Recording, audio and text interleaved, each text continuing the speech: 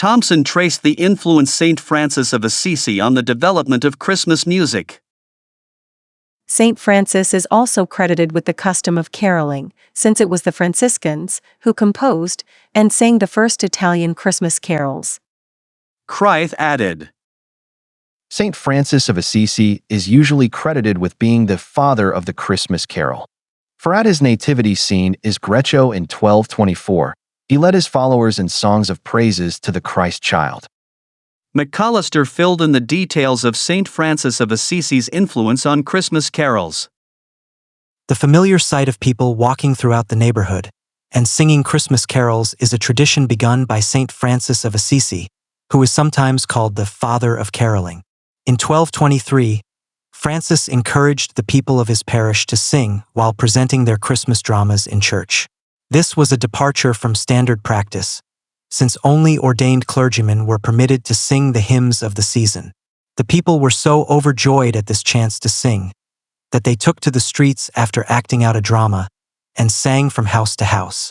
By the 16th century, wandering minstrels called waits traveled the English towns, accompanying themselves with bagpipes, drums, and fiddles. They repeated their little concerts nightly from Christmas Eve until the Feast of Epiphany, January 6th.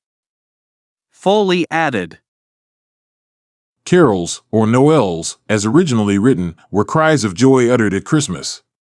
The term carol also refers to a kind of round dance accompanied by gay songs, once popular. Some of the most beautiful of these musical compositions date from the time of Francis of Assisi in the 13th century. Likewise, Krythe provided further details about the origins of Christmas carols and caroling. French peasants enjoyed singing their Christmas songs, or noels at their homes around the nativity scenes in churches, outdoors, or in inns and taverns. The group of carolers carried a lantern at their head, and whenever they saw a lighted candle in a window, they would stop and sing, for this light was the signal for them to serenade the household. Often small coins or other gifts were thrown to them from the windows. Thomson traced the English carol back to the 15th century.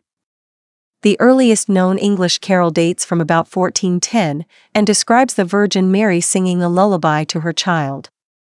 The rise of Puritanism in England was nearly fatal to Christmas carols, and by 1800, the custom of singing carols had nearly died out.